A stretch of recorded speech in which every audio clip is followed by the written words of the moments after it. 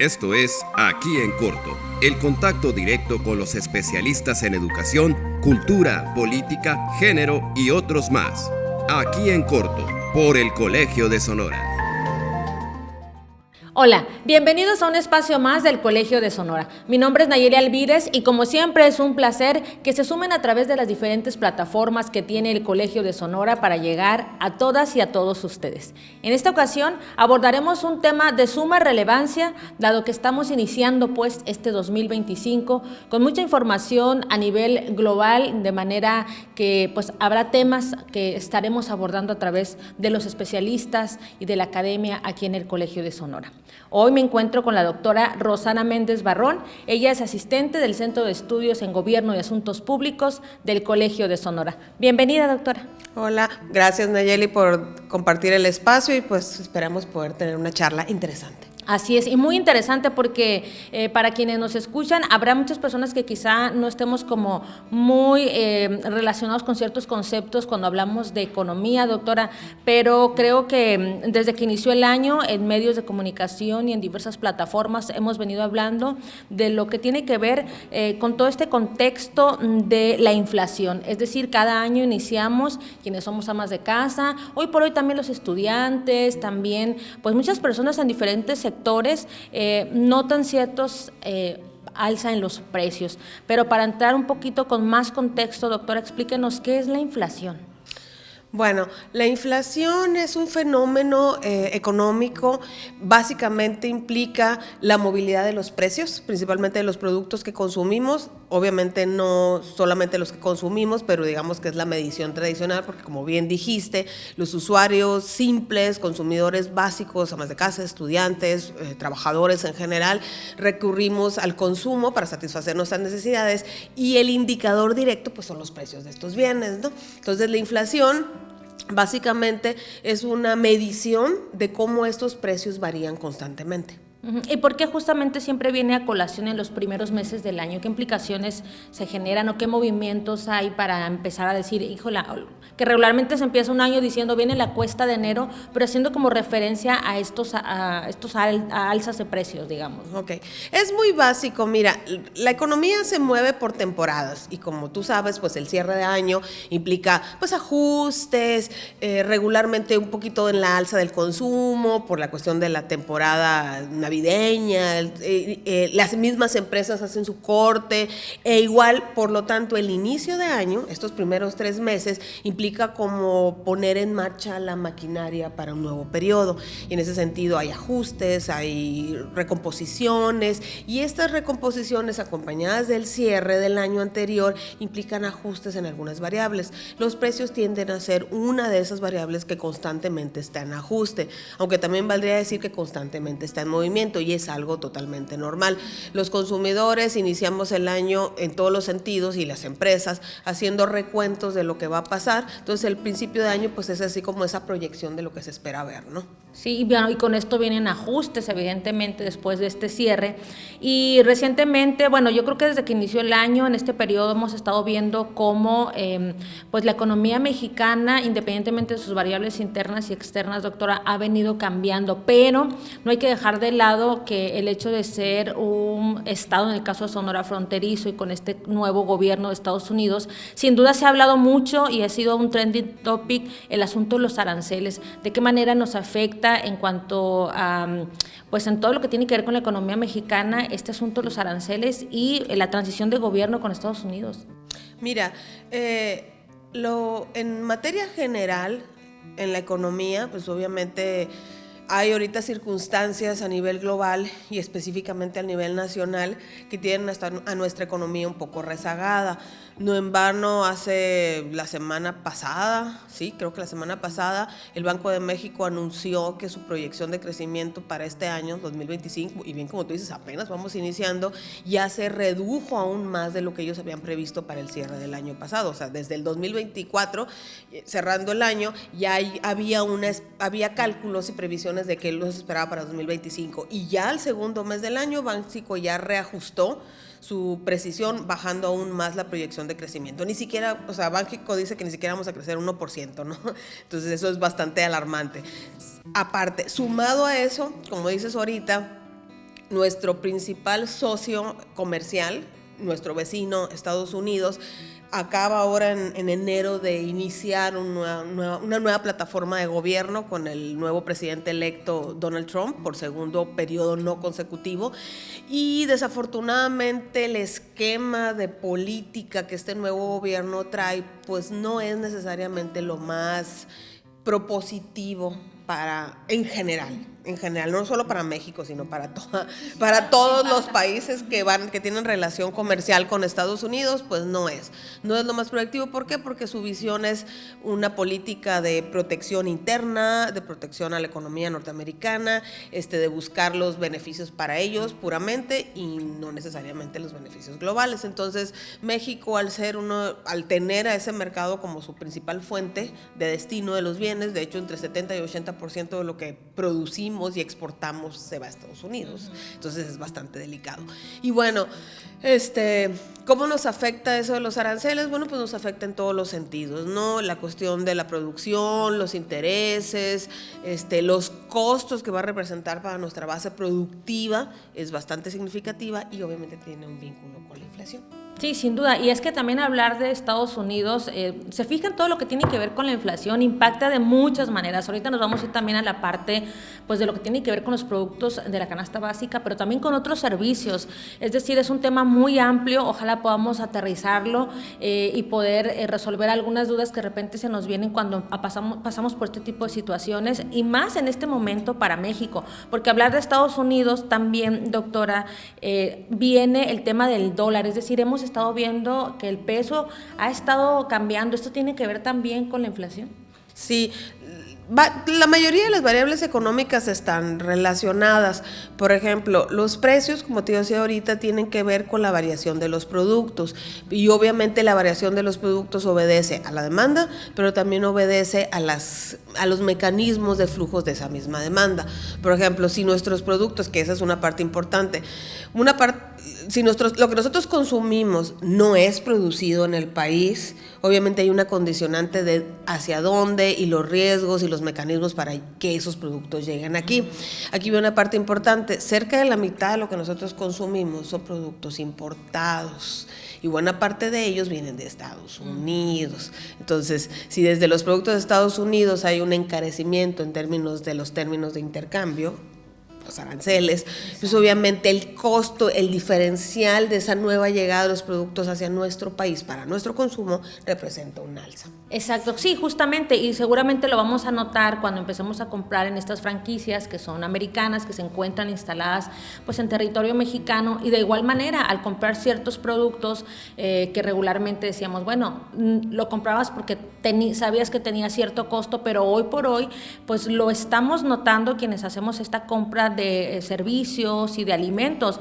También curiosamente me llamaba la atención, doctora, porque se ha visto mucho en las noticias de Estados Unidos que, por ejemplo, el precio del huevo allá se les fue por los cielos. Inclusive hay mucha gente que está intentando pasar este producto justamente por el alza de los precios. Sí, los productos básicos, es algo bien curioso. Los productos básicos, leche, huevo, carne, y en extremo, los no tan básicos como ciertos servicios especializados siempre son los que tienen mayor variabilidad, le llamamos nosotros.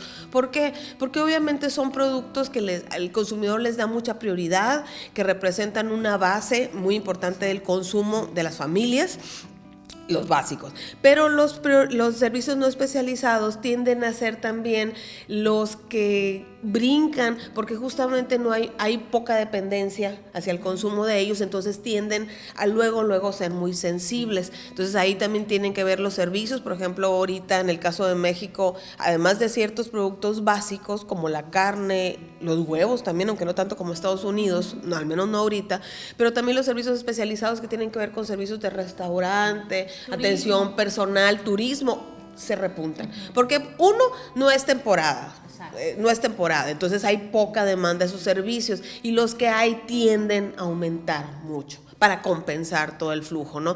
Y los básicos, es tanta la demanda y probablemente ahí hay una relación con la producción que no podría garantizarla ahorita veramente porque no tengo los datos de registro, pero por ejemplo los ajustes que están haciendo en Estados Unidos en términos de estructura gubernamental, eso también se ha salido en las noticias, que ha habido muchos recortes presupuestales, de empleos federales, y eso está afectando, puede ser que también esté repercutiendo en la dinámica, crea mucha incertidumbre. Entonces los mercados tienden a concentrarse, a limitarse, a ajustarse en ese sentido, porque pues no saben qué va a pasar. Sí, sin duda, y dijo una palabra clave, la incertidumbre, ¿no? Porque esto evidentemente genera pues ese temor. Hay personas que tienen sus ahorritos, hay personas que se dedican a la renta de inmuebles, venta, etcétera, y todo esto empieza a cambiar. ¿Cuáles serían como algunas recomendaciones, doctora, para esas personas que ahorita pues tienen, no sé, a lo mejor inversiones o tienen unos ahorros? ¿Es conveniente mover ese dinero? Porque de repente esta incertidumbre, pues en este desconocimiento uno no sabe qué hacer, ¿no? Bueno, siempre los consejos generales que se hacen en términos, bueno, varían mucho dependiendo del tipo de agente, ¿no? Por ejemplo, en el inicio de año siempre los comportamientos tienden a ser un poco más pausados, mucho más cuidados, por lo que te decía, empezamos con esa evaluación.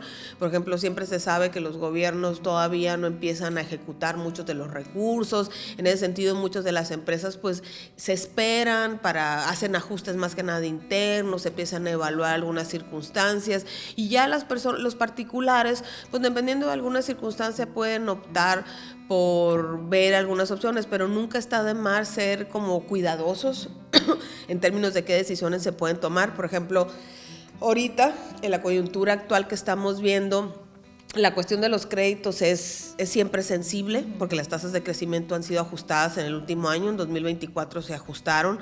En ese sentido, los créditos tienden a ser más costosos, más si le sumamos que hay cierta variabilidad de la inflación. Entonces no necesariamente puede ser lo más fiel. Sin embargo, hay analistas en términos de inversiones que dicen que ahorita son buenos momentos para invertir en dólares. Por ejemplo, es un buen dato. Pero pues obviamente eso dependerá de las circunstancias. El dólar ha tenido durante todo 2024 una tendencia muy ascendente, y quiere decir que se ha mantenido al alza comparado con el peso. Entonces esa es una buena perspectiva, pero pues también puede darse. No creo que vaya a invertirse inmediatamente la circunstancia, entonces puede ser una alternativa, aunque digo, yo no soy experta en inversiones, no me atrevería a decir que es una buena alternativa, pero es lo que he oído de parte de los especialistas en inversiones que dicen que puede ser una alternativa válida. Hay muchas alternativas de inversión viables, pero pues ya dependerá de los intereses. Y creo tristemente que no hay como mucha coyuntura de mucha capacidad de inversión, al menos desde los agentes individuales. Eso ya dependerá de los grupos y empresas, ¿no? Digamos. Sí, por supuesto. Pues es una buena alternativa. Creo que quienes tienen, hoy por hoy algunos bancos hemos ido viendo cómo empiezan ya a tener esa opción de inversión con dólares, ¿no? Cosa que antes no se hacía. Entonces, bueno, quiere decir que podría ser una buena señal. Como nos dice la doctora, justamente es importante que te acerques con un especialista, que vayas a tu banco y que no te dejes llevar por estas aplicaciones, porque también ahorita mencionaba esto, los créditos. Me gustaría también profundizar un poco en qué tan importante es no caer en esta incertidumbre o en este temor, porque también hoy por hoy los bancos están buscando como atrapar también más, pues más clientes, ¿no? Y ahorita también la cuestión de los créditos en tarjetas de crédito como tal están pues al alcance de la mano, ¿no? Sí, obviamente las herramientas financieras pues son eso, herramientas, y dependiendo de la coyuntura que vivamos pues podremos aplicarlas o no. Yo desde mi perspectiva profesional siempre he sido muy, siempre he hecho énfasis en apoyarnos en el ámbito formal. Siempre que sea posible, la banca, aún con todas las limitantes que pueda tener como organización económica o institución económica, pues es lo que está validado, es lo que está reglamentado y es lo que tiene seguimiento en términos normativos, oficiales. Entonces siempre las apuestas que haya desde las instituciones bancarias formales siempre son mucho más, dan mayor certidumbre que cualquier otra cosa, de entrada. Pero también se entiende que hay circunstancias que empujan a ciertos agentes o personas a tomar otras decisiones, bueno, pues hay que tener mucho cuidado y siempre que esas circunstancias sean, pues que sea la última opción, ¿no? Y si es, pues siempre en una coyuntura que tu capacidad de ingresos lo pueda absorber en el si no gastar más de lo que no el corto ganas, mediano ¿no? plazo, ¿no? De hecho, varios de estos son como tips de educación financiera genérica que por todos lados se dan, que dicen que nunca debemos endeudarnos más allá del 30% de nuestra capacidad de ingresos. Esa es una regla muy, si ganas muy 1,000, básica. no debes de gastar más de 300. O sea, más de 300 pesos de deuda no debes tener. Eso permitirá que haya una capacidad de respuesta sin que, ¿cómo se dice?, afectemos nuestro patrimonio, nuestra capacidad y nuestra seguridad, ¿no?, a largo plazo.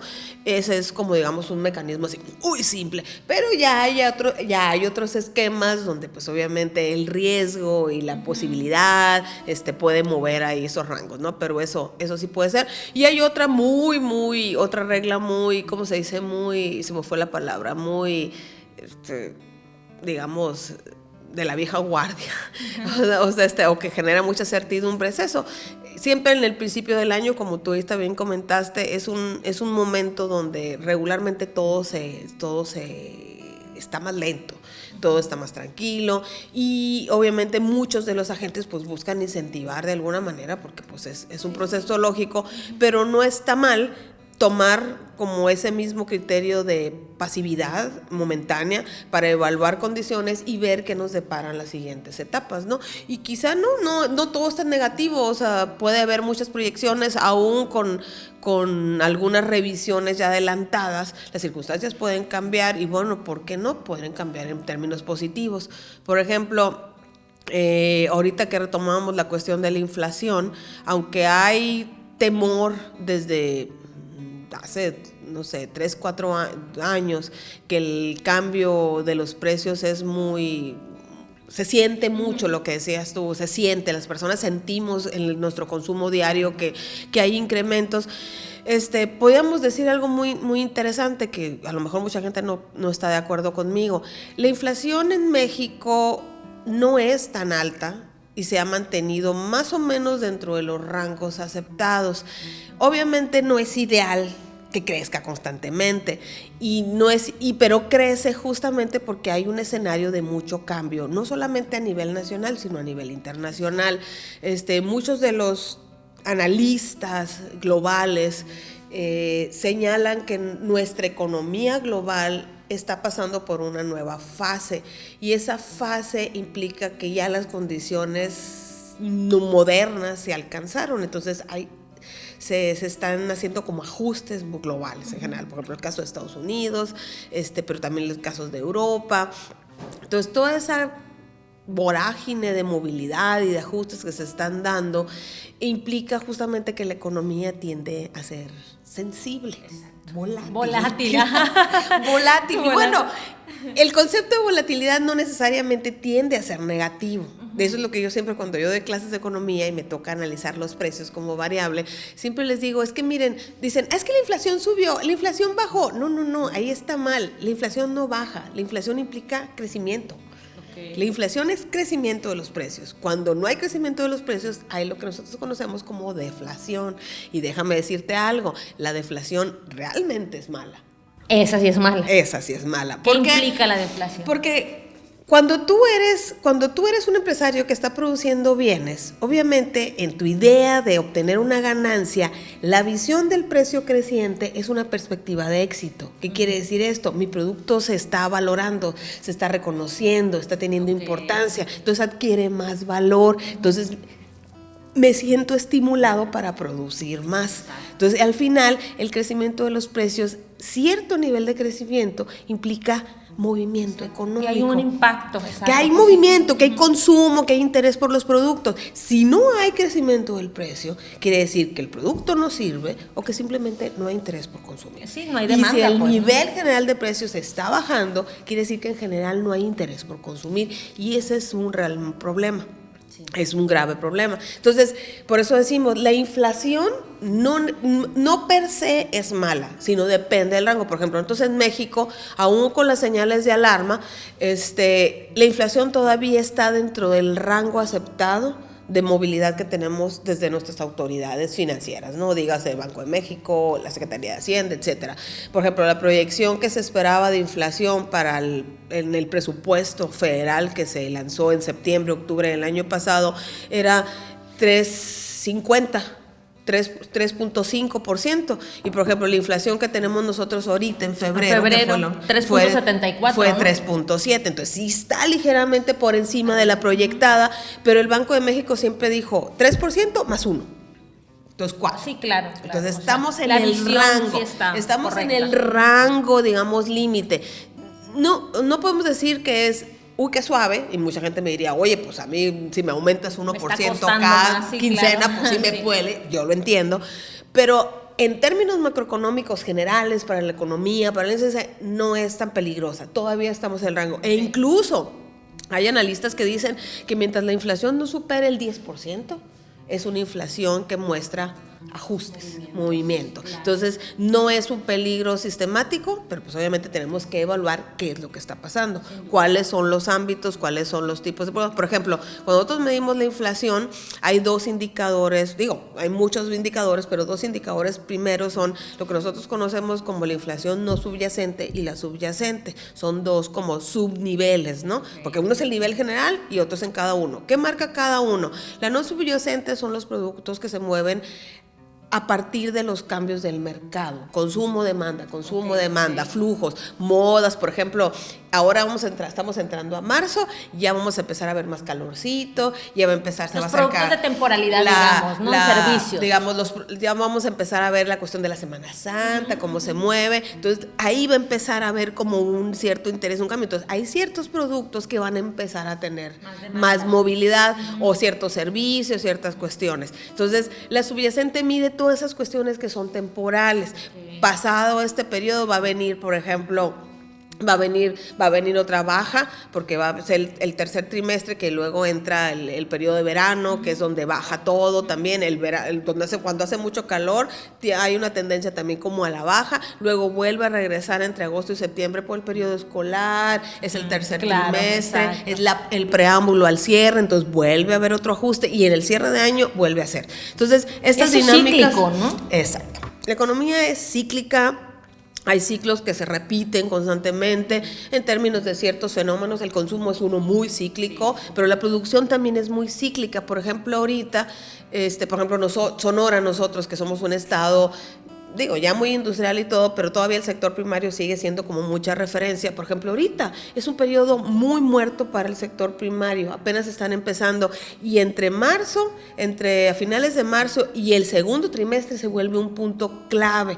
Hay cosecha de la mayoría de las hortalizas, aquí en Sonora la uva y todo eso es el momento, la zafra más fuerte, y hay mucha movilidad, pero curiosamente los últimos 6 meses del año para la agricultura es bien baja, en cambio la industria es muy estática, el comercio sí es muy cambiante, entonces todo eso influye mucho, ¿no? Entonces te decía, la no subyacente mide todos esos cambios que son como muy, muy apegados a las decisiones del mercado, los consumidores, las empresas, y la otra, la subyacente, se aboca a ciertos productos que son más bien de control público, los energéticos, ciertos productos básicos, la tortilla, el huevo, etcétera. Entonces, esas cuestiones también nos ven.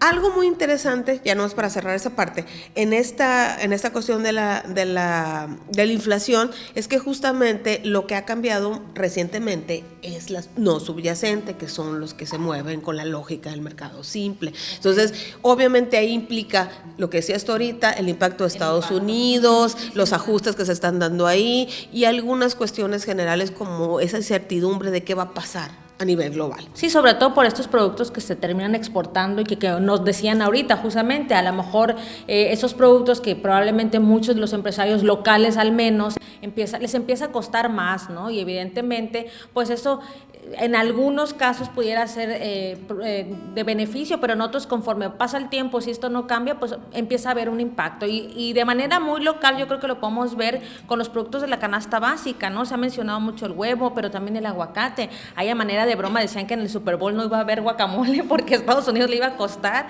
La tortilla siempre ha estado carísima. Yo creo que la tortilla tiene bastante tiempo ya. Sí. Creo que Sonora es uno de los estados que tiene más alto el precio del kilo de tortilla, 30 pesos, 40 y tantos pesos.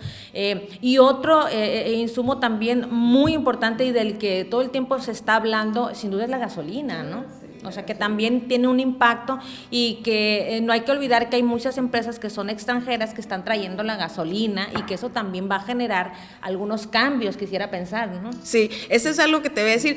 Una cosa importante que vinculamos con la inflación en términos de los movimientos de producto global es que, por ejemplo, ahorita yo te decía, le vendemos a Estados Unidos mucho, pero también compramos mucho. Entonces, y una de las cosas que más compramos, uno de los productos que más compramos es la gasolina. ¿Por qué? Porque nosotros no producimos gasolina. Justo. No producimos gasolina, entonces esa es una cuestión porque no tenemos esa situación de mucho incremento y tristemente pues nuestra base de producción nacional no ha tenido en los últimos años cambios positivos. Independientemente de las posturas ahí públicas, no se ha logrado eso y pues sí hay un retraso significativo. Así es, pues sin duda un gran reto económico ahora también con nosotros en México con este cambio de gobierno, que se empiezan a ver justo también estos movimientos, esta cuestión de los aranceles que se ha venido prolongando y que definitivamente marcará un parteaguas si esta decisión se toma. Aún no hay nada en concreto. Yo le agradezco muchísimo a la doctora Rosana Méndez Barrón que pues nos haya compartido esta información muy muy valiosa, ojalá que haya sido de su interés y que además los consejos de finanzas que nos dio nunca están de más, no, nunca están de más, así es que si ustedes tienen un dinerito ahí guardado o si sienten al revés que están gastando de más, pues tómense las cosas tranquilas, hay que estar muy pendientes siempre de la información que circula en los medios institucionales y también en los medios oficiales, porque de repente nos dejamos llevar por fake news y esto de la infodemia pues tampoco nos ayuda mucho, simplemente pues cuidar lo que ya tenemos y evitar endeudarnos, ¿no? En tanto si la inflación o no, si Donald Trump, etcétera, hay que cuidar lo que tenemos por lo pronto. Doctora, muchas gracias por estar con nosotros. De nada, Nayeli, un gusto. Pues la doctora Rosana Méndez Barrón, asistente del Centro de Estudios en Gobierno y Asuntos Públicos de aquí del Colegio de Sonora. Ojalá que haya sido esta conversación de su agrado. Recuerden que pueden consultar la información en todas las plataformas con las que cuenta el Colegio de Sonora, en streaming como YouTube, nos encuentran como @colsonora y esta misma conversación la pueden escuchar en sus dispositivos móviles a través de Spotify. También nos encuentran como el Colegio de Sonora y las plataformas en redes sociales, Facebook, Twitter e Instagram. Nos dio muchísimo gusto que nos sigan y por supuesto que estaremos escuchándonos y viéndonos en una próxima conversación del espacio del Colegio de Sonora. Hasta pronto. Esto fue Aquí en Corto, una producción del Colegio de Sonora en Radio Universidad.